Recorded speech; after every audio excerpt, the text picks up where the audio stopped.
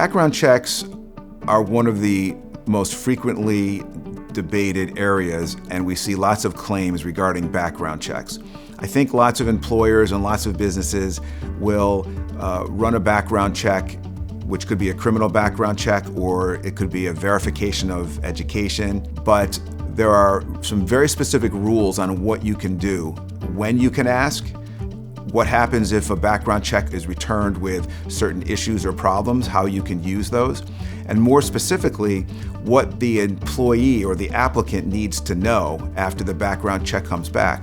So there really has to be a written notice to an applicant if you're going to use a background check to reject that person. And that's something that not a lot of employers know and not many businesses actually put into practice.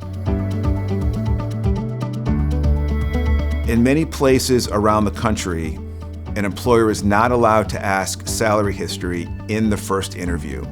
That's the trend right now. It's not a national law, but it's a state law, and there are a lot of local ordinances that prevent an employer from asking about salary history.